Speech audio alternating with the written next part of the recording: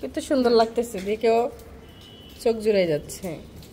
আমার তো সুন্দর লাগতেছে, আমার অনেক ভালো লাগতেছে। আপনি কাজ করতেছেন যে জন্য আপনার কাছে একরকম। সারাদিন বৃষ্টি পড়তেছে, আমরা ছাদে আসি নেই, এখন এসেছি তোমাদের সাথে শেয়ার করতে।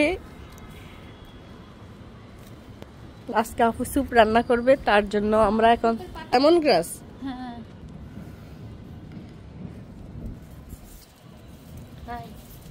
গোড়া থেকে নিলে গোড়াটা আবার রুখে দেওয়া যাবে অন্য জায়গায়, কেটে নিতে হবে, অল্প পাতা দিয়ে হয়ে যাবে।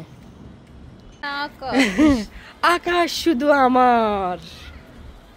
যদি মিষ্টি কুমড়া শাক লাগে এখান থেকে নিয়ে যায়েন, আমরা আবার ফ্রি ফ্রি শাক দিই, তারপর ওখানে লতা পাতা আছে ওগুলো দিই, গাছ দিই। হ্যাঁ এখানে লেম্বু আছে, হ্যাঁ লেম্বু, এই যে লেম্বু লুকিয়ে আছে, লেম্বুও দিতে পারবেন। হ্যাঁ আর আমাদের একটা মিষ্টি কুমড়া, এটা আমরা পরে ফারবো। বৃষ্টির কারণে গাছ অনেক মোটা মোটা, স্বাস্থ্যবান হয়েছে আমার মতো। এখন বৃষ্টি অনেক, বৃষ্টি হলেই কিছু না কিছু খেতে ইচ্ছে করে। আমাদের তো অনেক বেশি স্যুপ খেতে ইচ্ছে করতেছিল, তাই আপু আজকে স্যুপ রান্না করতেছে। আর আপনারা কে কি রান্না করতেছেন অবশ্যই জানাবেন। আর স্যুপ রান্না তো কম বেশি সবাই পারে, তাই এখানে এটা শেয়ার করার মতো কিছু নেই। তো আমরা জাস্ট কি কি দিচ্ছি আপনারা তো সেটাই দেখতেছেন, আর আপনাদের সাথে সেটা শেয়ার করলাম। আপনারা কে কিভাবে রান্না করেন সেটা আপনারা আমাদের সাথে শেয়ার করবেন। ছাদ থেকে যে লেমন গ্রাসটা আনা হয়েছে ওটা এখন কুচি করে দিচ্ছে, এটা জাস্ট ফ্লেভারের জন্য কয়েকটা পাতা কুচি করে। এটার মধ্যে আমি আগে থেকেই শুকনো মরিচ, আদা রসুন বাটা, চিংড়ি মাছ, চিকেনও আছে না, চিকেন সব দিছিলাম। এই যে